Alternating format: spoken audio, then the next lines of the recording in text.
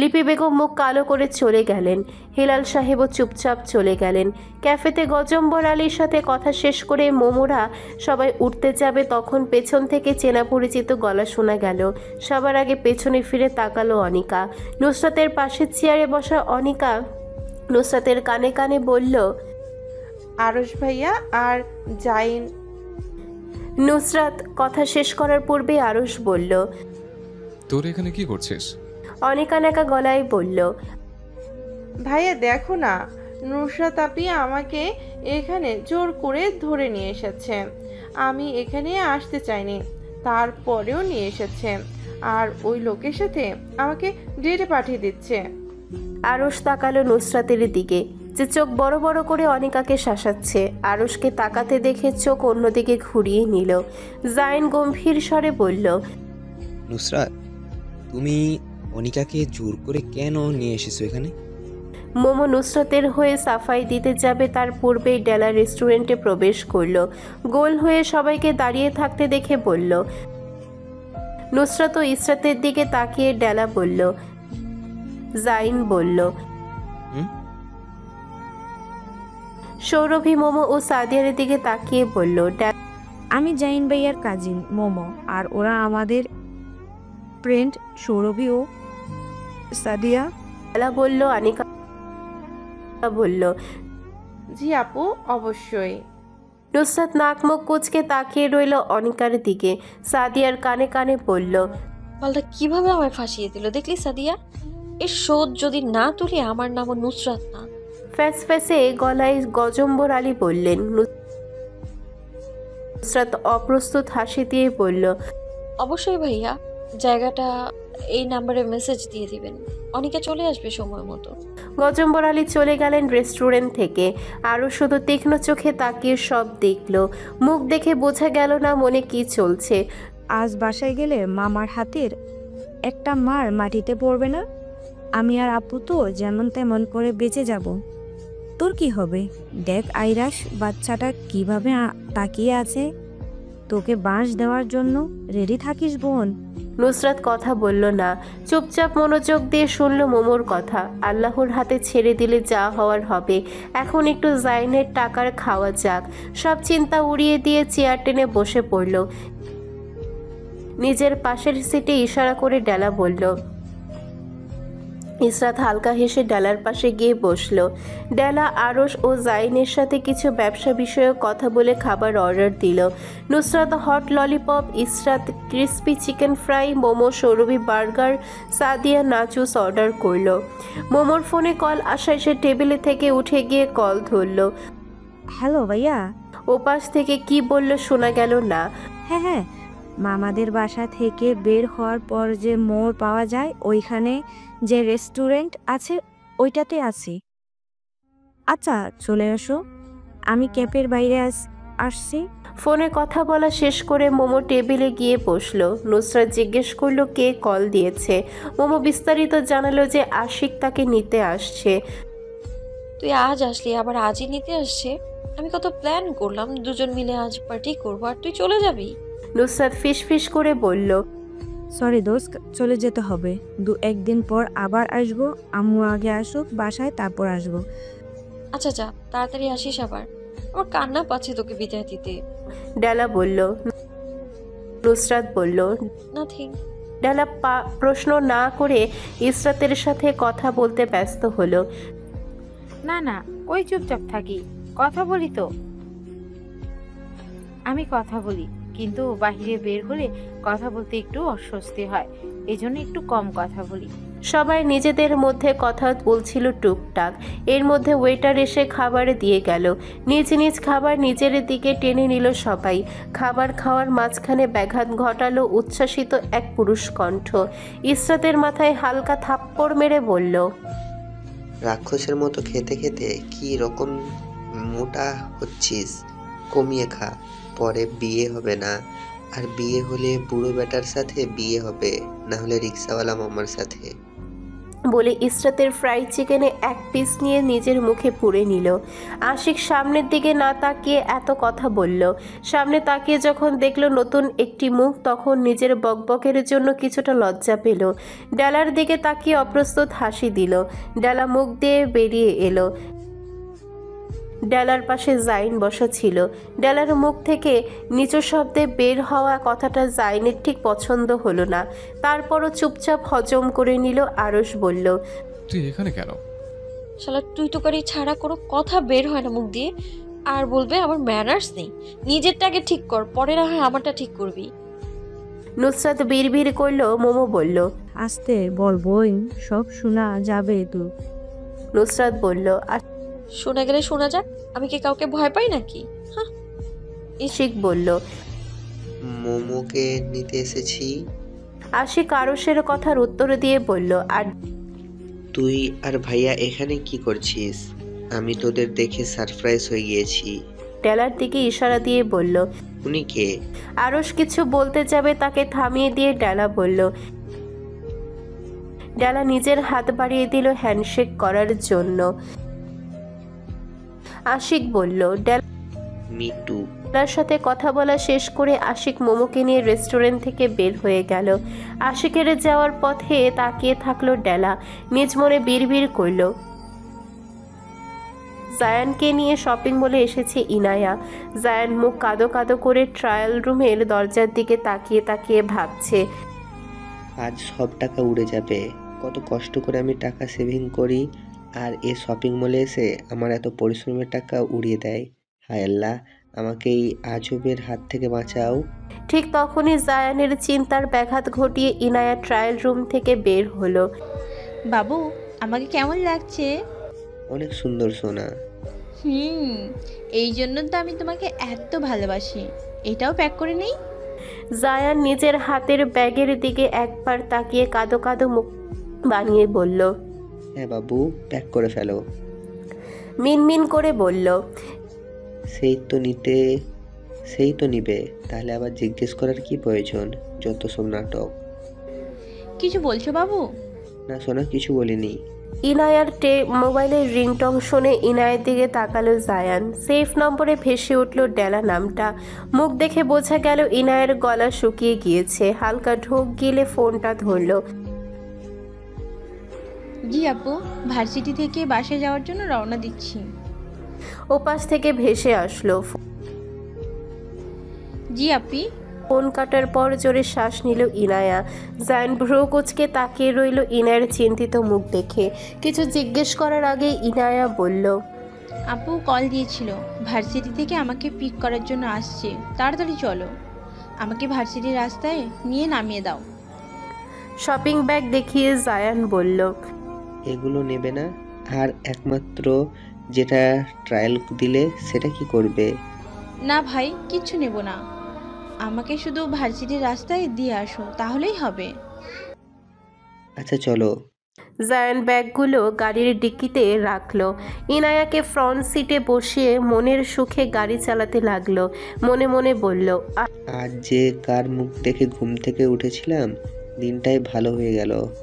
আহা হা হা হা, আহা হা হা হা।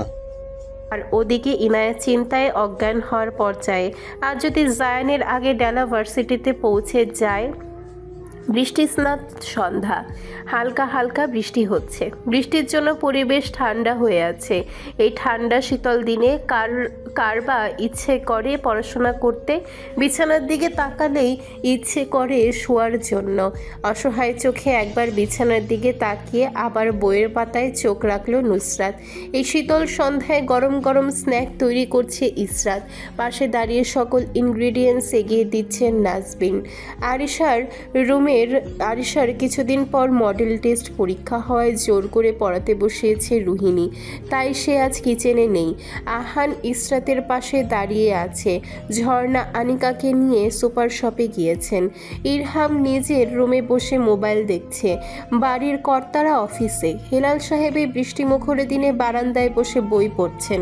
লিপি বেগম ভারতীয় বাংলা সিরিজ দেখছেন। বাড়িতে বেশি মানুষজন নেই বলে কোনো প্রকার শব্দ শোনা যাচ্ছে না। না। ঘড়ির কাঁটায় সন্ধ্যায় 6:33 যেতেই সৈয়দ বাড়ির ভেতরে সাদা রঙের কার প্রবেশ করলো। হালকা বৃষ্টি থেমে গিয়ে এখন মুষলধারে বৃষ্টি হচ্ছে। কলিং বেলের শব্দ শুনে কিচেন থেকে আসলো আহান দরজা খোলার জন্য। দরজা খুলে বাহিরে দাঁড়িয়ে থাকা মানুষটার দিকে হা করে তাকিয়ে থাকলো। এই আহান, সর সামনে থেকে। হাঁ করে তাকিয়ে আছিস কেন? হাঁ বন্ধ কর, মাছি ঢুকে যাবে। কথা বলতে বলতে ভেতরে প্রবেশ করলো জায়ান। হাত ভর্তি শপিং ব্যাগ জায়ানের। আহান হা করে তাকিয়ে রইল জায়ানের হাতের ব্যাগের দিকে। আহানকে হা করে তাকিয়ে থাকতে দেখে জায়ান ভ্রু নাচিয়ে জিজ্ঞেস করলো কি। আহান মাথা নাড়িয়ে না করে কিচেনে চলে গেল। হাতের ব্যাগগুলো সোফার উপরে রেখে জায়া নিজের রুমে চলে গেল ফ্রেশ হতে। নিচতলা থেকে কলিং বেলের শব্দ শুনে রুম থেকে বের হলো ইরহাম। রুমে যাওয়ার পথে ইরহামের সাথে দেখা হলো জায়ানের। ইরহামকে বলে গেল নিচতলায় ড্রয়িং রুমে গিয়ে বসার জন্য। ফ্রেশ হয়ে এসে আড্ডা দিবে ইরহামের সাথে। কাপড় চেঞ্জ করে জায়ান আসছে 10 মিনিটের ভেতর। ইরহাম চুপচাপ সোফায় গিয়ে বসলো। কিচেন থেকে নাজমিন ডাকলেন নুসরাতকে নিচতলার আসার জন্য। এরপর রুহিনী ও আরিশাকেও ডাকলেন। ধীরে ধীরে সবাই ড্রয়িং রুমে এসে জমা হলো। টি টেবিলের উপরে ইসরাত আলুর চপ পাকোড়া এনে রাখলো। বাহিরে বৃষ্টির শব্দ, বাসার ভেতরে নিস্তব্ধ। 16 কলা পূর্ণ করে কারেন্ট নিয়ে নিল। বাসার ভেতরে ভুতুরে ভুতুরে পরিবেশ সৃষ্টি হয়েছে। পাকোড়া আর চপ ভাজা শেষে ড্রয়িং রুমে এসে বসলেন নাজমিন ও ইসরাত। লিপি বেগম ও হেলাল সাহেবকে তাদের রুমে পাকোড়া ও চপ দিয়ে আসা হয়েছে। সিঁড়ি দিয়ে নামতে নামতে জায়ান বলল, বাহ, এই শীতল পরিবেশে গরম গরম পকোড়া মিস করছিলাম। আজকের সন্ধ্যা জমে যাবে। কথা বলতে বলতে গিয়ে ইরহামের পাশে বসলো জায়ান। জাইন আর আরস আসেনি এখনো?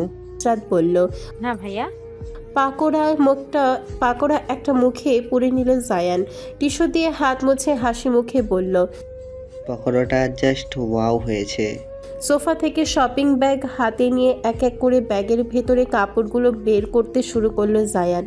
প্রথম ব্যাগ থেকে বের করলো XXL সাইজের একটা টি শার্ট ও ফ্লেয়ার প্যান্ট। এটা কে নিবে? নুসরাত কোনো কথা বলল না। একবার তাকিয়ে কাপড়ের থেকে চোখ সরিয়ে নিল। ইসরাত বলল, ভাইয়া আরিশাকে দিয়ে দিন। জায়ান বলল, কিন্তু ওর হবে না তো, এগুলো ওর সাইজ থেকে অনেক বড়। জায়ান বলল, আচ্ছা থাকুক, পরে দেখা যাবে কে নিবে। ওই পাশে রেখে দাও ইরহাম। এটা কে নিবে? নুসরাত বলল, ইসরাতকে দিয়ে দিন। এখানে যতগুলো কামিজ আছে সবগুলো ওকে দিয়ে দিন। ও আর অনিকা ভাগ করে নেবে। ঠিক বলেছ নুসরাত, ইসরাত নিয়ে নাও। আর ওভার সাইজ টি শার্টগুলো নুসরাত নিয়ে নাও। আর কেউ তো এসব পরে না। হঠাৎ আমাদের জন্য শপিং করলেন, রহস্য কি জায়ান ভাইয়া? জায়ান আমতা আমতা করতে লাগলো। জিহ্বা দিয়ে ঠোঁট ভিজিয়ে নিয়ে বলল জায়ান, আমার ফ্রেন্ড কিনে দিয়েছে আর বলেছে ফ্যামিলিকে দিয়ে দেওয়ার জন্য। নুসরাত সন্দেহের চোখে তাকিয়ে বলল, ও অন্যদিকে কপাল কুঁচকে বসে আছে আরশ। গত 4 বছরে ব্যবসায় কতগুণ লাভ ও লোকসান হয়েছে তা দেখার জন্য স্টোর রুম থেকে এক এক করে পুরনো হিসাব নিকাশের সকল ফাইল এনে রাখছেন আরশের টেবিলের উপর। মিস ডায়ানা, গত 4 বছরের সকল ফাইল এখানে আছে? মিস ডায়ানা, আপনাকে প্রশ্ন করার জন্য আমি রাখিনি। আমি যা জিজ্ঞেস করব আর যা করতে বলবো তার জন্য রাখা হয়েছে। তাই বাড়তি প্রশ্ন না করে নিচের কেবিনে যান। অপমানে মুখ থতমত হয়ে গেল ডায়নার। আরশের অগোচরে ভেঙচি কেটে কেবিন থেকে বের হয়ে গেল ডায়না। আরশ ফাইল চেক করতে করতে রাত 10টা বেজে গেল। একটানা বসে থাকায় কোমরে ব্যথা হয়ে গিয়েছে আরশের। হাত উপরের দিকে তুলে শরীর আর মোড়া ভাঙল আরশ। যেগুলো ফাইল দেখা বাকি রয়েছিল সেগুলো নিয়ে গাড়ির দিকে চলে গেল। ব্ল্যাক মার্সিডিজ পার্কিং এরিয়া থেকে বের করে বাসায় যাওয়ার উদ্দেশ্যে রওনা হলো আরশ। বৃষ্টি এখনো থামেনি। অফিস থেকে ধীরে ধীরে সবাই বাড়িতে আসছেন। রাতের খাবার খাওয়ার জন্য ডাইনিংয়ে এক এক করে ডিশ এনে রাখছেন বাড়ির কর্তীরা। গাড়ি গ্যারেজে রেখে বাড়ির ভেতরে প্রবেশ করার আগে ভিজে জবজবে হয়ে গেল আরশ। কলিং বেলের শব্দ শুনে দরজা খুললেন লিপি বেগম। শাড়ির আঁচল দিয়ে ভিজে চুলগুলো মুছে দিলেন। লিপি বেগম চুল মুছে দিতে দিতে বললেন, আরুষের ভিজে চুল কিছুটা শুকিয়ে যাওয়ার পর সে নিচের রুমে যাওয়ার জন্য সিঁড়ির দিকে হাঁটা দিল। সিঁড়ি দিয়ে উপরে ওঠার সময় এক এক করে শার্টের বোতাম খুলতে লাগলো আরুষ। নুসরাত ডাইনিংয়ে যাওয়ার জন্য সিঁড়ি দিয়ে নিচে নামছিল। আরুষকে শার্টের দিকে তাকিয়ে উপরে উঠতে দেখে আরুষের শার্টের বোতামের দিকে তাকালো নুসরাত। উপরের দুটো শার্টের বোতাম খোলার জন্য উজ্জ্বল শ্যামলা লোমশবিহীন বুক শার্টের উপরে দিয়ে দেখা গেল। নুসরাত চোখ সরিয়ে নেওয়ার আগে আরুষ চোখ তুলে তাকালো নুসরাতের দিকে। দুজনের চোখাচোখি হলে ভ্রু কুঁচকে নেয় আরুষ। ছি ছি ছি, কি দেখে ফেললাম আমি, আমার চোখের বিনষ্ট হয়ে গেল। বিড়বিড় করলো নুসরাত। এই পারভার্টের মতো আমার দিকে তাকিয়ে আছিস কেন? তুই কি আমার ইজ্জত হরণ করতে চাইছিস? বিরক্তিতে নুসরাতের মুখ দিয়ে বেরিয়ে এলো সে। কি সব ননসেন্স কথাবার্তা? আমি কেন আপনার দিকে পারভার্টের মতো তাকাবো? আমার কি চোখে পট্টি বাঁধা যে আপনার মতো কুৎসিত ব্যক্তির দিকে তাকাবো আমি? হ্যাঁ, শেষের কথাগুলো কিছুটা আস্তে করে বলল নুসরাত। বল, শুনতে পাইনি। কিছু বলিনি। বলে অ্যাটিটিউড দেখিয়ে নুসরাত নিচে নেমে গেল। আরুষ দুই কাঁধ উপরের দিকে তুলে মুখ বাঁকিয়ে চলে গেল ফ্রেশ হওয়ার জন্য। নুসরাত, ইসরাত মা, খেতে এসো। হেলাল সাহেব টেবিলে বসতে বসতে নিচ থেকে হাঁক ছাড়লেন নুসরাত ও ইসরাতকে। নিজের রুম থেকে চিৎকার করে বলল ইসরাত। আসছি আপু, 1 মিনিট। নুসরাত মাথায় ভালো করে ওড়না পেঁচিয়ে নিচে নেমে আসলো।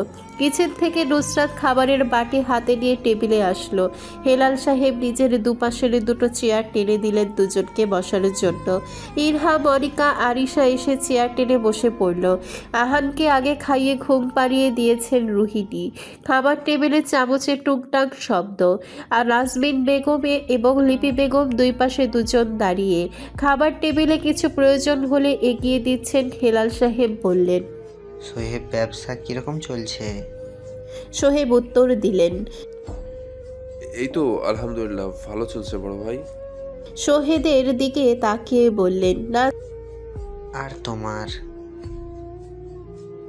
নাজমিন বেগম ইশারা দিলেন নাসিরকে। নাসির চোখ দিয়ে ইশারা দিয়ে বললেন একটু পরে বলি। নাজমিন বেগম চোখ রাঙালেন। গ্লাস হাতে নিয়ে এক ঢোকে সব পানি পান করলেন নাসির।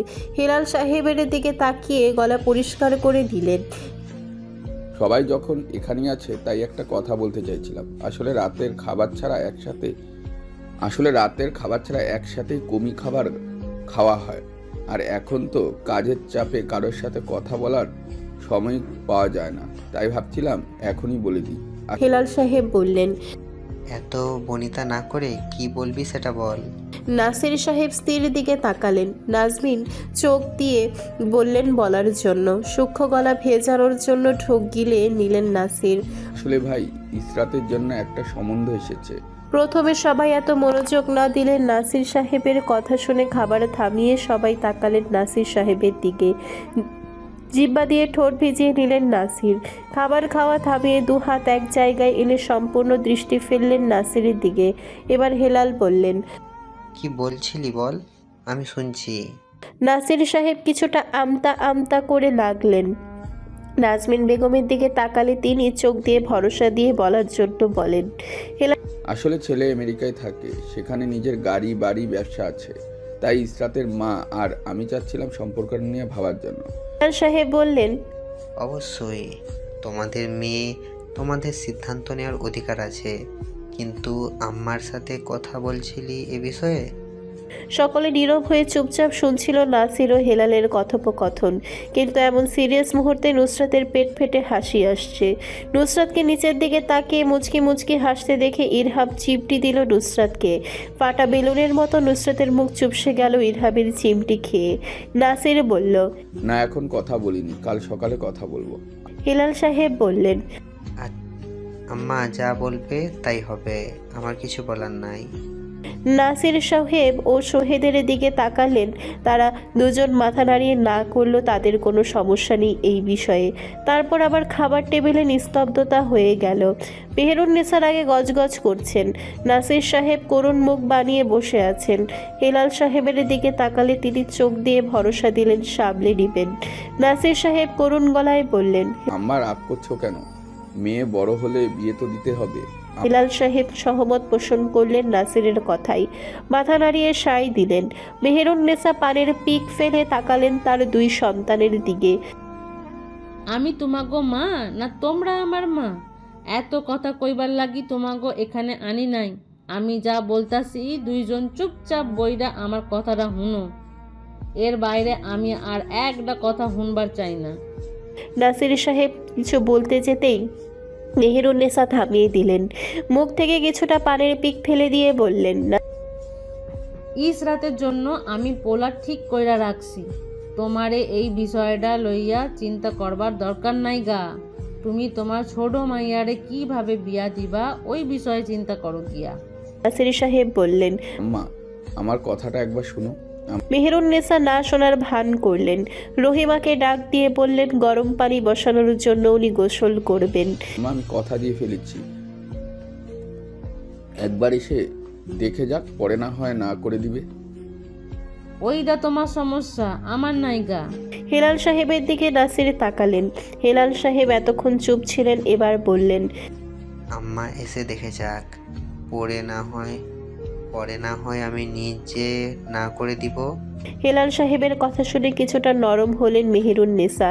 নাসিরের দিকে তাকিয়ে সাবধান করে বললেন, আইয়া দেখবা মাইয়া, মাইয়া দেখার পর আলগোসে বিদায় করবা। এর আগে পিছে কোনো কথা যদি আমার কানে আসে নাসির, আমি কি করুম নিজেই জানি না। নাসির সাহেব হাফ ছাড়লেন। এতক্ষণ শ্বাস আটকে বসেছিলেন।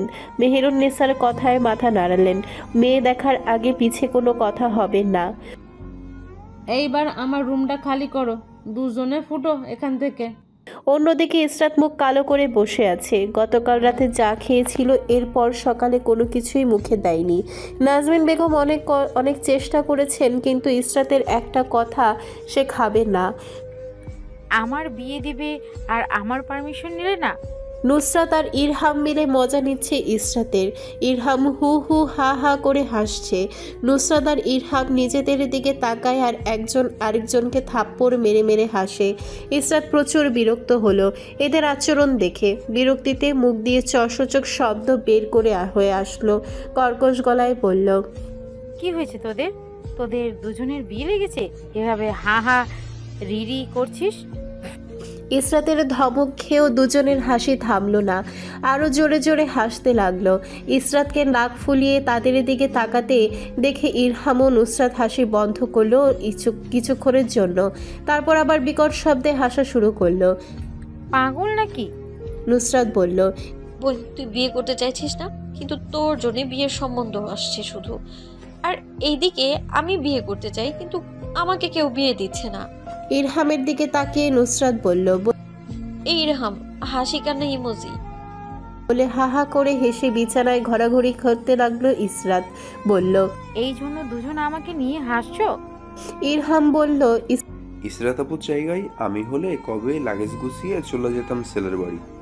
তাহলে আমার জায়গায় তুই বসে যাস ওদের সামনে গিয়ে। ইসরাত বলল। ইরহাম বলল, 500 টাকা দিয়ে দিস, আমি মেয়ে এসেছে, গিয়ে বসে যাব। নুসরাত ইরহামকে থামিয়ে বলল, আরে আমাকে যেদিন দেখতে আসবে সেদিন আমি লাগেজ গুছিয়ে ছেলে পক্ষের সাথে তাদের বাড়ি চলে যাব। আহা, বিয়ের মতো ভালো কাজ আর কি হতে পারে? আমাকে কবে বিয়ে দিবে? ইরহাম বলল, এক কাজ কর নুসরাত, তুই আপুর জায়গায় ছেলে পক্ষের সামনে বসে যা। ইসরাত বলল, আইডিয়াটা ভালো দিয়েছিস। ইরহাম নুসরাতকেই বসিয়ে দিব। নুসরাত নাক ফুলিয়ে ইরহামের দিকে তাকালো। তা পার্টি থেকে ইসরাতের পার্টিতে এক মুহূর্তে চলে গেল, শালা খবিস। ইরহাম নুসরাতকে বিড়বিড় করতে দেখে বলল, আপু দেখ, আমাকে মনে মনে গালাগাল করছে। নুসরাত চোখ দিয়ে শাসালো ইরহামকে, বুঝালো রুম থেকে বের হ, দেখাচ্ছি মজা। ইরহাম ফাঁকা ঢোক গিলল। শাকচুন্নিটা এভাবে তাকাচ্ছে কেন? বাবারে, আর আপুর পক্ষ কর্তৃত্ব করবো না, পরে দেখা যাবে। আমাকে মেয়ে বানিয়ে পাত্রপক্ষের সামনে বসিয়ে দিয়েছে। আরে আমি তো তোর দলের, মজা করছিলাম তোর সাথে, তুই এভাবে তাকাচ্ছিস কেন? আমি তোকে অনেক ভালোবাসি আমার বোন। নুসরাত এমন ভাব করল ইরহামের কথা শোনেনি। বিছানার পাশ থেকে নিজের মোবাইল হাতে নিল। ইরহামকে শুনিয়ে শুনিয়ে বলল, ইরহাম নামক এক যুবক সৌরভী নামের এক যুবতীর কাছে। পরের লাইন বলার আগে ইরহাম মুখ চেপে ধরল। ইসরাত দুজনের দিকে ভ্রু কোচকে তাকিয়ে রইল। ইরহাম নুসরাতের পেছনে দাঁড়িয়ে বলল, বোন, তোর দুইটা পায়ে পড়ে আপুর সামনে বলিস না, মান সম্মান সব ধুলোয় মিশে যাবে। আমার সোনা রূপা তামা বোন বলিস না, আর জীবনে তোকে পচাবো না আপুর পক্ষ নিয়ে। ইসরাত বলল, দুটো কি গুজুর গুজুর ফুসুর ফুসুর করছিস? আবার কোনো গন্ডগোল পাকানোর চিন্তা ভাবনা করছিস কি না? ইরহাম ও নুসরাত দুজন দু হাত তোলে না করল। তারা কোনো গন্ডগোল পাকানোর চিন্তা করছে না। গন্ডগোল না পাকালেই হয়। সন্ধ্যাবেলায় সৈয়দ বাড়িতে কথা হচ্ছে আগামী বুধবার ছেলের বাড়ির পক্ষ থেকে ইসরাতকে দেখতে আসার জন্য বলছে, যদি নাসির সাহেবদের কোনো সমস্যা না হয়। নাসির সাহেবও হ্যাঁ বলে দিয়েছেন, তাদের কোনো সমস্যা নেই। যখন থেকে পাত্রপক্ষ আসার গুঞ্জন শুরু হয়েছে তখন থেকে ইসরাত ঠোস ঠোস কাজ করছে, ঘর ঝাড়ু দিচ্ছে আর চোখের পানি মুছছে। সকালে ইসরাত যখন খাবার খাচ্ছিল না, নাজমিন বেগম বলেছিলেন পাত্রদের না করে দেবেন। তাহলে এখন কেন তাকে দেখতে আসছেন? নুসরাত কান্না করতে দেখে ইসরাতকে কান্না না করার জন্য ফোর্স করছে, সান্ত্বনা দিচ্ছে কিচ্ছু হবে না। কিন্তু ইসরাত ফুপিয়ে ফুপিয়ে কাঁদছে, কোনো কথা শুনছে না। ইসরাতের ফুপানো কান্না কিছুক্ষণ পর হাউমাউ কান্নায় পরিণত হয়। নাজমিন বেগম কিচেনে ছিলেন। রুহিনী জোর করে তাকে ইসরাতের ঘরে পাঠালো যাতে মেয়েটা কান্না থামায়। নাজমিন বেগম ইসরাতের পিঠে হাত বুলিয়ে দিল। ইশরাত দেখতে আসলেই তো বিয়ে হয়ে যায় না? আসবে, দেখবে, দেখে চলে যাবে। আমরা না করে দিব মা, কান্না করিস না। তুমি মিথ্যা বলছো।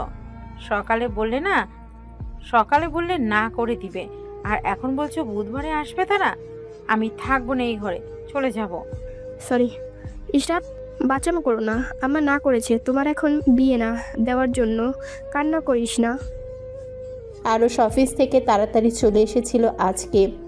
দোতলা থেকে হাউমাউ কান্না শুনে ইসরাতের রুমের সামনে এসে দাঁড়ালো।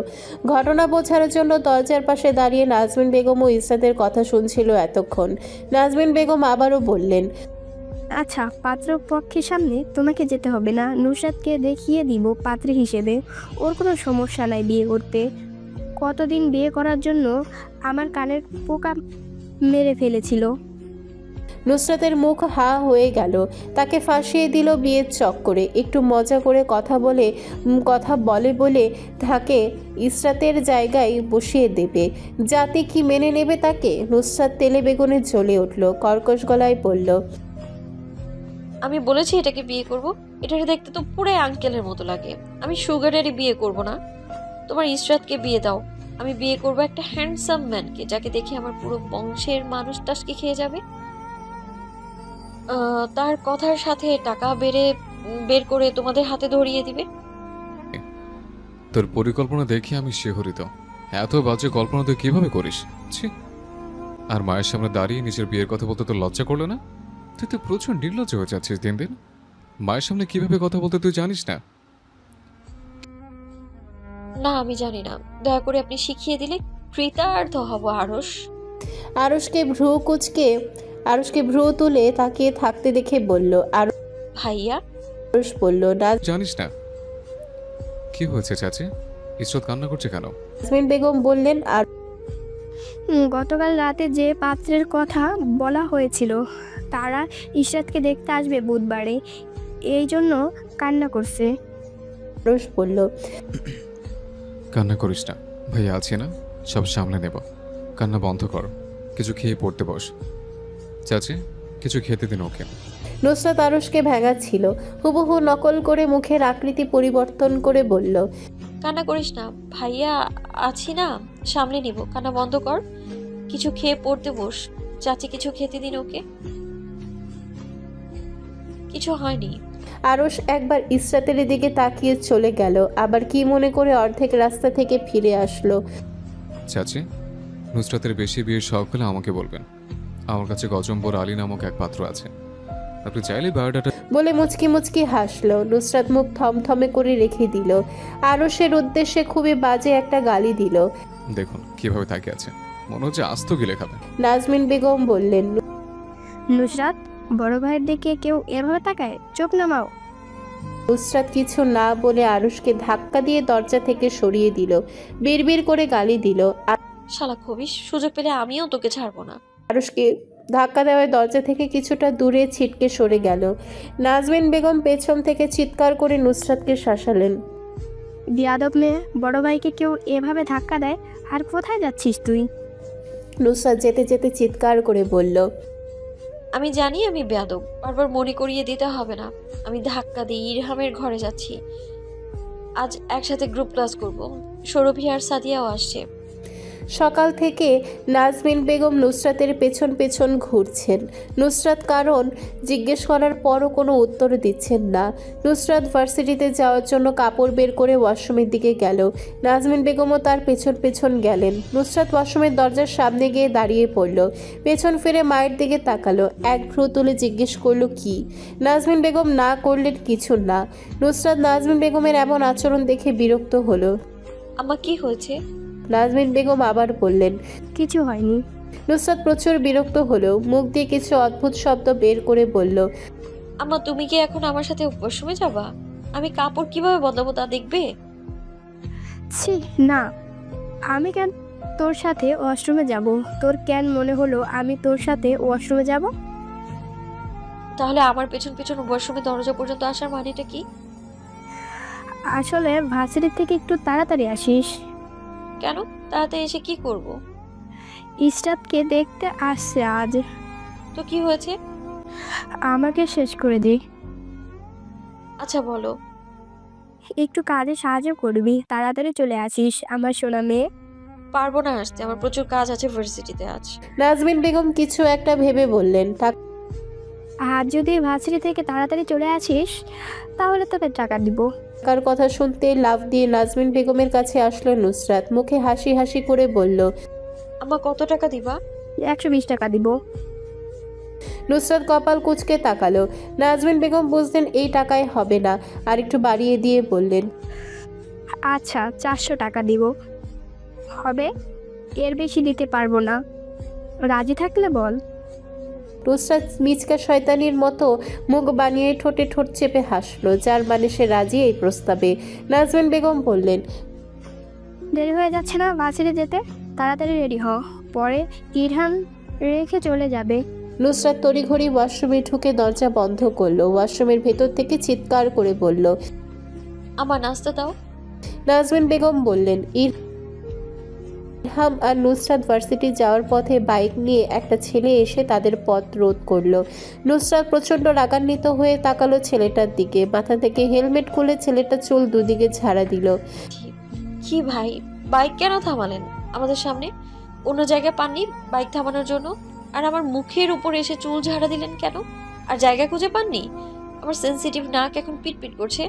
আজাইরা মানুষ একটা, কাজ নাই কাম নাই, আমার নাকের বিনাশ করে দিলেন। ইরহাম নুসরাতকে বকবক করতে দেখে কানে কানে বলল চুপ করার জন্য। নুসরাত ইরহামের পায়ে লাত দিয়ে বলল, তুই তো পুরুষ নামের কলঙ্ক। তোর বোনের উপর গাড়ি তুলে ফেলছে আর তার প্রতিবাদ তুই থাকতে আমি করছি। আবার বলিস আমাকে চুপ করার জন্য। আজ বাড়ি গিয়ে তোকে কিভাবে সাহায্য করি দেখিস তুই। ইরহামকে শাসানো শেষে নুসরাত বলল, হ্যাঁ কি যেন বলছিলাম? ছেলেটা কানে হাত চাপা দিল। নুসরাতকে উদ্দেশ্য করে বলল, শালিকা এত কথা বলো না। এত কথা কিভাবে একসাথে তুমি বলতে পারো? এত কথা বলে আমার কানের পোকা মেরে ফেলছো। আচ্ছা যাই হোক, ওইসব ছাড়ো। তোমার বোন কোথায়? ভার্সিটিতে আজকাল দেখা যায় না। নুসরাত নিজের তর্জনী আঙ্গুল তুলে বলল, এই ছেলে, এই তুমি আমার বোনকে দিয়ে কি করবে? ও ভার্সিটিতে গেলে যাবে, না না গেলে নাই। তোমার কি দরকার ওর সাথে? কিছুটা অবাক হওয়ার ভান করে বলল ছেলেটা। তুমি জানো না শালিকা, তোমার বোন তোমাকে বলেনি? আচ্ছা না বললে কি হয়েছে, আমি বলে দিচ্ছি। ও আমার ভবিষ্যৎ বাবুর আম্মু লাগে, আর তুমি আমার শালিকা। নুসরাতের মাথা প্রচণ্ড গরম হলো। হাতের কাছে কিছু থাকলে ছেলেটার মাথা ফাটিয়ে দিত এখন। এমনিতেই লেট হয়েছে তার বাসা থেকে ভার্সিটির জন্য বের হতে, এর মাঝে এই ছেলে আরও প্যাচাল শুরু করেছে। নুসরাত হালকা ঝুঁকে ছোট্ট একটা পাথর হাতে নিল। নুসরাতকে এভাবে হঠাৎ ঝুঁকতে দেখে ছেলেটাও ঝুঁকে তাকালো নুসরাতের সাথে। যখন দেখলো নুসরাত ছোট ছোট পাথর তুলছে, ছেলেটা বুঝে গেল ওর উপরে পাথরটা মারা হবে।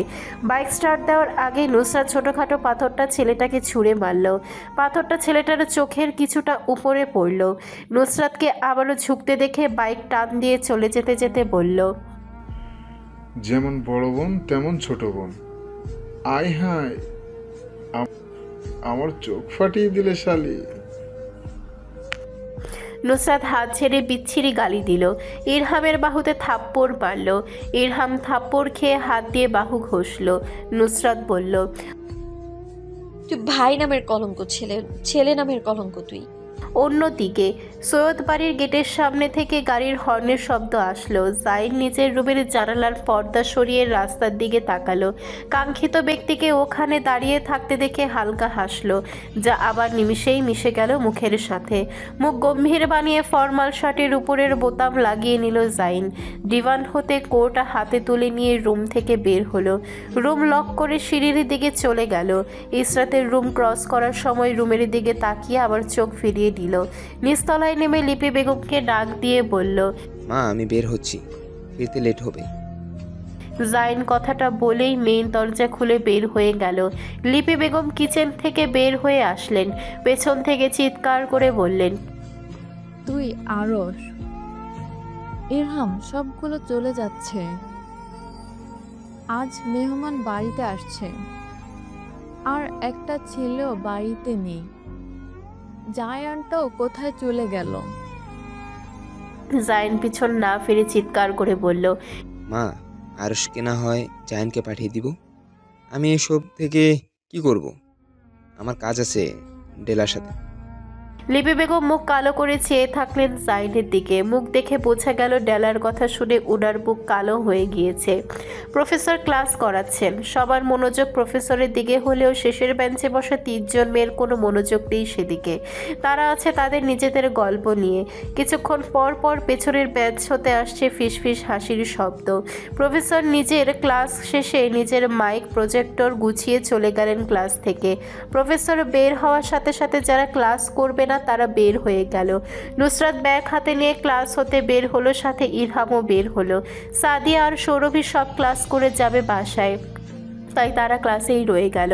ক্লাস থেকে বের হয়ে করিডোরে দাঁড়াতেই জুন মাসের রোদের তাপ শরীরে লেগে খা খা করে উঠল। নুসরাতের মনে হলো তার শরীর জ্বলে রাখ হয়ে গেল। ইরহাম বলল, চল আইসক্রিম খাই, এই গরমে শরীর পুড়ে গেল। রোদের জন্য নুসরাত চোখ কুচকে তাকিয়ে বলল, তুই গিয়ে নিয়ে আয়, আমি এখানে অপেক্ষা করব তোর জন্য। ইরহাম আচ্ছা বলে আইসক্রিম কিনতে চলে গেল। নুসরাত কপালে হাত ঘাম পুছে এদিক সেদিক তাকিয়ে ছাত্রছাত্রীদের যাওয়া আসা দেখতে লাগলো। কিছুক্ষণ পর ইরহাম আইসক্রিম নিয়ে আসলে দুজন ভার্সিটি থেকে বের হয়ে রাস্তার পাশে দাঁড়ালো। কিছুক্ষণ পর একটা রিকশায় আসলে সেটা ভাড়া করে উঠে গেল। সৈয়দ বাড়ির সামনে রিকশা থেকে নেমে গেল নুসরাত ও ইরহাম। ভাড়া মিটিয়ে বাসার গেইটের সামনে থেকে নতুন মানুষের কথার শব্দ শুনে ইরহামকে বলল, মনে হয় মেহমান চলে এসেছে, আমি কিচেনের দরজা দিয়ে ভেতরে যাচ্ছি। ইরহাম বলল, আমি এই বেশ নিয়ে নতুন মানুষের সামনে দিয়ে যাব, আমিও কিচেনের রাস্তা দিয়ে তোর সাথে যাব। নুসরাত ও ইরহাম কিচেনের দরজার দিকে গিয়ে বাড়ির ভেতরে ঢুকলো। রোহিণী কাজ করতে করতে তাড়াহুড়ো করে কথাগুলো বলল। নুসরাত আচ্ছা বলে চুপচাপ বাড়ির পেছনের দিকে চলে গেল। ইরহাম ও নুসরাত পেছনে পেছনে দৌড়ালো। রহিমা এসে দরজা খুলে দিল। তারা দুজন বাড়ির পেছনের দরজা দিয়ে নিজের রুমে চলে গেল। নাসির সাহেবের বাড়িতে এসেছেন কিছুক্ষণ হলো। ছেলের বাড়ির সবার সাথে পরিচিত হওয়ার পর রাজনৈতিক বিষয় নিয়ে আলাপ আলোচনা শুরু করছেন। সবাই সবার নিজস্ব মতামত দিচ্ছে, কোনো সরকার থাকলে ভালো হবে, কোন সরকার থাকলে খারাপ হবে। এসব বিষয় নিয়ে বয়স্ক মানুষদের মধ্যে তর্ক বিতর্ক চলছে। মেহেরুন্নেসা লাঠি ভর দিয়ে এসে বসলেন ড্রয়িং রুমের সোফায়। মুখের ভেতরে একতলা পান সুপারি ছেলের বাড়ির মানুষ সালাম দিলেন মেহেরুন্নেসাকে। মেহেরুন্নেসা সালামের জবাব ফিরিয়ে দিয়ে জিজ্ঞেস করলেন, পোলা কোনটা? বয়স্ক দেখতে যে লোক তিনি বললেন, কি বলছেন বুঝতে পারিনি। ঘটক পান খাওয়া দাঁত বের করে হাসলো। লোকটাকে উদ্দেশ্য করে বলল, মতিউর সাহেব হেসে তার পাশে বসে থাকা 30 বছরের এক ছেলে দেখিয়ে বললেন, আমার ছেলে সিয়াম চৌধুরী। মেহেরুন্নেসা কপাল কুঁচকে সিয়াম নামে ছেলেটার উপর থেকে নিজ চোখ বোলালেন। ছেলেটাকে পর্যবেক্ষণ করা শেষে মুখের বিকৃতি ঘটিয়ে বললেন, এইটা পোলা? আমার ইসরাতের জন্য এইটারে তুই পছন্দ করছিস নাসির? নাসির সাহেব চোখ দিয়ে ইশারা দিলেন মেহেরুন্নেসাকে এইরূপ কথা না বলার জন্য। মেহেরুন্নেসা কারোর কথা শোনার পাত্রী নয়। তিনি আবারও বললেন, এই পোলার তুলনায় আমার আশিক বহুত সুন্দর। মেহেরুন্নেসাকে কথা বলতে না দিয়ে হেলাল সাহেব কথা বলা শুরু করলেন। মেহেরুন্নেসা খেপে গেলেন হেলালকে তার কথার মধ্যে বা হাত ঢোকানোর জন্য। হেলাল সাহেব বললেন, তা তোমার শিক্ষাগত যোগ্যতা কতটুকু? সিয়াম বলল, জি গ্র্যাজুয়েট। এত কম পড়াশোনা করছো তুমি? আমার ছোট নাতিটা তো এর তুলনায় বেশি পড়ালেখা করছে বললেন। নাসির সাহেব কপাল চাপড়ালেন। মেহেরুন্নেসার ছেলে পছন্দ হয়নি, এজন্য এরকম উল্টাপাল্টা কথা বলছেন। নুসরাত ও ইরহাম ড্রয়িং রুমে এসে ছেলে পক্ষের সবাইকে সালাম দিল। চোখ দিয়ে গণনা করলো কতজন মানুষ এসেছে। নাসির সাহেব নুসরাতকে দেখিয়ে বললেন, আমার ছোট মেয়ে। ছেলের মা নুসরাতকে দেখে মুখ কিরকম বানিয়ে ফেললেন। নুসরাত মহিলার দেখে তীক্ষ্ণ দৃষ্টিতে তাকিয়ে কিচেনে চলে গেল। রোহিণী নুসরাতকে জিজ্ঞেস করলো। নুসরাত মুখ গম্ভীর করে উত্তর দিল, 7 জন। রোহিণী খাবারের ট্রে সাজাতে সাজাতে জিজ্ঞেস করলো। নুসরাত বলল, ছেলের মা, ছেলের বাবা, মেবি ছেলের ভাই আর ছেলের দাদি, আর জানি না। রোহিণী ট্রে নুসরাতের হাতে দিয়ে বলল ডাইনিংয়ে গিয়ে টেবিল সাজানোর জন্য। এর মধ্যে ছেলের মা পারভিন ময়মুনা বললেন। হেলাল সাহেব বললেন, আগে নাস্তা শেষ করুন, তারপর মেয়ে দেখবেন। ইরহাম এসে বলল সবাইকে ডাইনিং রুমে আসার জন্য। পারভিন বেগম হাতে ছোট একটা পার্স নিয়ে লাফ দিয়ে উঠে দাঁড়ালেন। মুখের বিকৃতি ঘটিয়ে গিয়ে ডাইনিংয়ে বসলেন। চিকেন ফ্রাই মুখে দিয়ে এমন ভাব করলেন যেন বমি চলে আসবে। টিস্যু হাতে নিয়ে মুখ থেকে চিকেন ফ্রাই বের করে ফেলে দিলেন পারভিন। সিয়াম চিকেন ফ্রাই হাতে নেওয়ার আগে পারভিন বললেন, সবার চোখ পারভিন বেগমের দিকে। পারভিন বেগম এমন ভাব করলেন উনি বুঝতে পারছেন না সবাই কেন ওনার দিকে তাকিয়ে আছে। এই পরিবেশ সামাল দেওয়ার জন্য মতিউর রহমান মিথ্যা কাশি দিলেন। গলা খাকারি দিয়ে বললেন, সিয়াম বাবা অন্যগুলো সার্ভ করো, দারুণ হয়েছে খেতে। সিয়াম মাথা ঝুঁকিয়ে বসে থাকলো। পারভিন বেগমের ন্যাওটা হওয়ায় ওনার পারমিশন ছাড়া কোনো খাবারে হাত দিল না। এই ইরহাম শালা কি নিবি? ইরহাম বলল, মনে হচ্ছে তো সেই রকম, মায়ের কথা ছাড়া খাবারে হাত দিচ্ছে না। এর সাথে তো আপুর বিয়ে দিলে সারা জীবন আপুকে কান্না করতে হবে। নুসরাত বৃদ্ধ আর তর্জনী আঙ্গুল ধুতিতে রেখে বয়স্ক লোকদের মতো করে বলল। নাস্তা শেষে সবাই ড্রয়িং রুমে বসলো। রোহিণী গিয়ে ইসরাতকে নিয়ে আসলো পাত্রপক্ষের সামনে। পারভিন বেগম ইসরাতকে দু চোখ দিয়ে পর্যবেক্ষণ করলেন। পর্যবেক্ষণ শেষে বিড়বিড় করলেন, মতিউর সাহেব প্রশংসায় পঞ্চমুখ পাত্রীর। মুখ দেখে বোঝাই যাচ্ছে পাত্রী ওনার অনেক পছন্দ হয়েছে। মতিউর সাহেব ওনার ছেলের দিকে তাকালেন, যে মাথা নিচু করে নিচের দিকে তাকিয়ে আছে। পারভিন বেগমের সাথে ইশারায় কিছু কথা বলে নিলেন। ইশারা দিয়ে বললেন, সামনে কথা আগাবেন নাকি? পারভিন বেগম বললেন তিনি কথা বলছেন। পারভিন বেগম জিজ্ঞেস করলেন। ইসরাত মাথা নাড়িয়ে হ্যাঁ বলল। পারভিন বেগম বললেন। ইসরাত ধীর অথচ নম্র কণ্ঠে বলল, জি না। পারভিন বেগম জরুরি কিছু বলার জন্য সবার দৃষ্টি আকর্ষণ করলেন। ইসরাতের দিকে তাকিয়ে বললেন, নুসরাত ও ইরহাম ভ্রুকুচকে তাকিয়ে রইল মহিলার দিকে। মহিলা এসব কি বলে? নিজ ইচ্ছা মতে যা ইচ্ছা তাই বলে চলেছে। তাদের তো আগে জিজ্ঞেস করবে ছেলে কি তাদের পছন্দ হয়েছে, হ্যাঁ কি না। ইরহাম নুসরাতের কানে কানে বলল, ভারী বেয়াদব মহিলা তো। মেয়ে দেখতে এসে কেউ এভাবে কথা বলে, তাও আবার সবার সামনে। এই সম্বন্ধ হওয়ার আগেই শেষ হয়ে গেল। নুসরাত উত্তর না দিয়ে পারভিন বেগমের দিকে এগিয়ে গেল। মাথা হালকা কাত করে পারভিনের দিকে তাকালো, ঠোঁট বাঁকিয়ে হালকা হাসি দিল। নুসরাত হাত তুলে দরজা দেখিয়ে বলল, ওই যে সামনে দরজা, সম্মানের সহিত বের হয়ে যান, সাথে আপনার এই নিব্বি ছেলেকে নিয়ে। আমাদের পাত্র পছন্দ হয়নি। আপনার ছেলে আর যাদের নিয়ে এসেছেন তাদের নিয়ে যেতে পারেন, ওই যে দরজা। নুসরাতের দিকে আঙ্গুল তুলে পারভিন বেগম বললেন। মেহেরুন্নেসা বললেন, আপনার থাইকা তো ভালো আমাগো মাইয়াটা। আপনার মতো মাইয়ার যখন বিয়াডো হইয়া গেছে, তাইলে আমাগো মাইয়াটার আপনার থাইকা আরো ভালো জায়গায় বিয়ে দিতে পারুম আশা রাখি। পারভিন বেগম ওনার স্বামীর দিকে তাকালেন, যে নিশ্চুপ হয়ে শুনছে ওনাদের কথা। কাঁদো কাঁদো গলায় বললেন। নুসরাত বলল, হ্যাঁ হ্যাঁ যান, রাস্তা ওইদিকে। নাসির সাহেব নুসরাতকে ধমক দিলেন, চোখ রাঙিয়ে তাকালেন। আপাকে সরি বলো, আমরা বড়রা এখানে আছি কথা বলার জন্য, তোমাকে কথা বলতে হবে না। নুসরাত বলল, আমি কেন সরি বলবো? আমি তো কিছু করিনি। এই মহিলা আসছে থেকে যা দেখছে নাক ছিটকাচ্ছে। খাবার পছন্দ হয়নি, সোজা খাবার খাওয়া থামিয়ে দেবে, তা না করে সে বিচ্ছিরি খেতে খাস না সিয়াম এসব বলছে কেন? ওনার কথা শুনে তো আমাদের খারাপ লেগেছে তার বেলায়। বজ্রকণ্ঠে ধমক দিলেন নাসির। ধমক খেয়ে মুখ শুকিয়ে গেল নুসরাতের। মেহেরুন্নেসা রেগে গেলেন, বাহিরের মানুষের জন্য তার নাতিনকে ধমক দেয়। নাসির, ও তো ঠিক কথা কইছে, ওরে ধমক দাও কে? নিজের তো কথা কইতে পারো না কিছু, আবার ওরে ধমক দেও। আর ওরে ধমক দিলে আমার থাকি খারাপ আর কেউ হইব না। হিলাল সাহেব সবাইকে থামিয়ে দিলেন। মেহেরুন্নেসাকে বললেন, আম্মা আমি কথা বলছি, তুমি রাগ করো না। মেহেরুন্নেসা রেগে সোফা থেকে উঠে দাঁড়ালেন, ইরহামের হাতে ভর দিয়ে নিজের রুমের দিকে চলে গেলেন।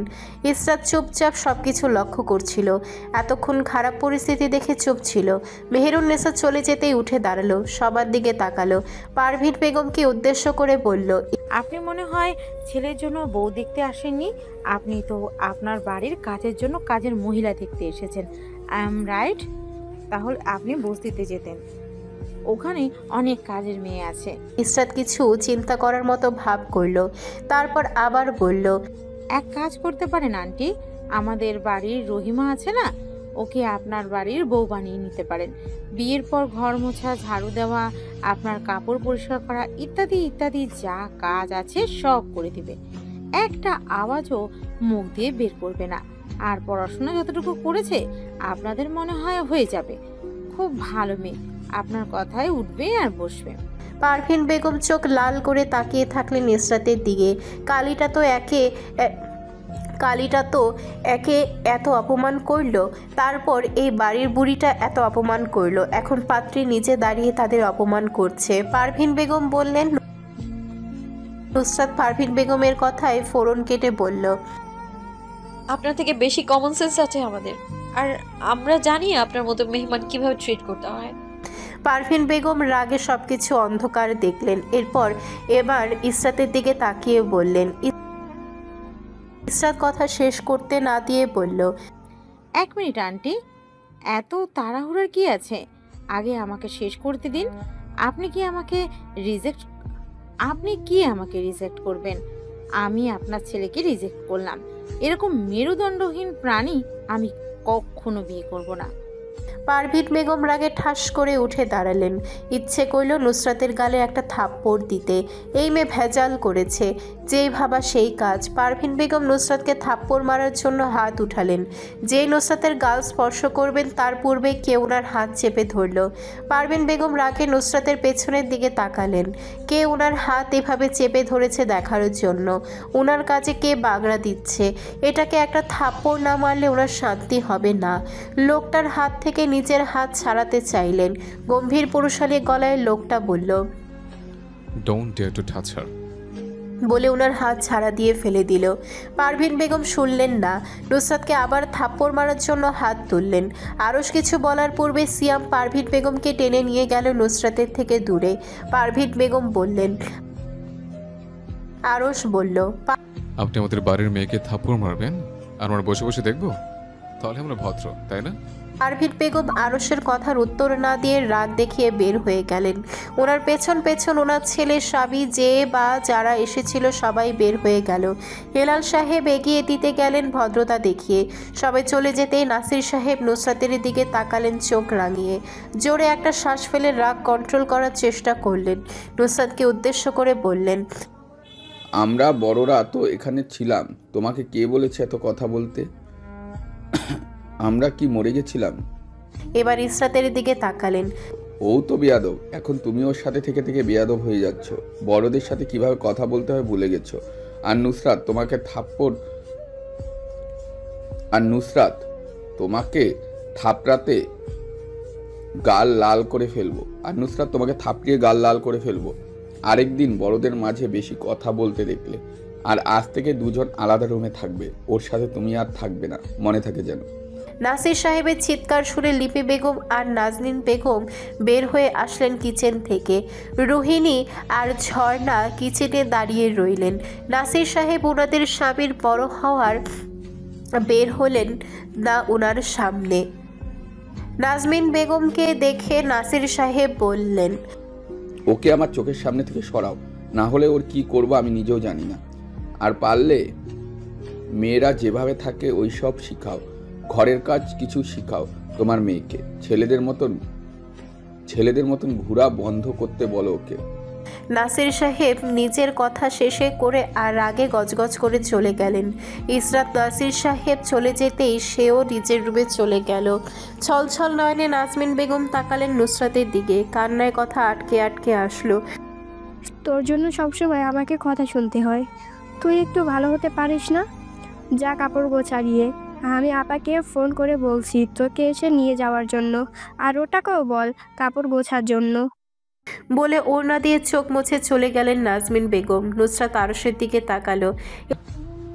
আমি আবার কি করলাম? এবার আরশের দিকে তাকিয়ে বলল, আপনার কিছু ভাষণ দেওয়ার থাকলে আপনিও দিয়ে দিতে পারেন, দয়া করে পেশ করুন, শুনতে ইচ্ছুক আমি। আরশ কিছু বলতে যাবে তার আগে নুসরাত থামিয়ে দিয়ে বলল, পরে বলবেন, সময় সাপেক্ষ। এখন কাপড় গোছাতে হবে, মায়ের বোন পড়ে চলে আসবে। নুসরাত নিজের রুমে যাওয়ার সময় সোফায় লাথ মেরে গেল। নুসরাতের কাণ্ড দেখে আরশের মুখ দিয়ে বের হলো, অদ্ভুত মেয়ে মানুষ, সোফার উপর রাগ দেখাচ্ছে কেন? সবাই চলে যেতেই লিপি বেগম এগিয়ে আসলেন। আরশের হাত থেকে কোট নিয়ে বললেন, আজ এত তাড়াতাড়ি? কল দিয়ে বলেছিল বাসায় আসার জন্য, তাই চলে আসলাম। না আসলে এইসব ড্রামা মিস হয়ে যেত। হালকা হেসে বলল আরশ। লিপি বেগম হালকা থাপ্পড় মারলেন আরশের পিঠে। দূর, কি সব বলিস? মা ছেলের কথোপকথন দূরে দাঁড়িয়ে হেলাল শুনছিলেন। এগিয়ে এসে বললেন, চল রুমে চল, অনেকদিন আড্ডা দেই না তোর সাথে। আর তুমি কিছু খাবার নিয়ে এসো আমাদের জন্য, আজ গল্প হবে আমাদের। এরই মধ্যে জায়ান আসলো বাড়িতে। হেলাল সাহেব ওনার দুই ছেলেকে নিয়ে রৌনাতের রুমে গেলেন আর লিপি বেগম কিচেনে গেলেন। নিজের রুমের দরজার সামনে থেকে দাঁড়িয়ে ইসরাত এসব দেখছিল। হালকা নিঃশ্বাস ফেলল, মনে মনে ভাবল, সবার বাবা যদি ওনার মতো হতো তাহলে তো ভালোই হতো। পরে আবার নিজেকে বুঝ দিল, সবার সবকিছু তো আর এরকম হয় না। ইসরাতের চিন্তার ব্যাঘাত ঘটালো নুসরাতের চিৎকারে। নুসরাত চিৎকার চেঁচামেচি করে ঘর মাথায় তুলে ফেলেছে। নিচতলা থেকে এসেছে যখন থেকে তখন থেকে চিৎকার করছে।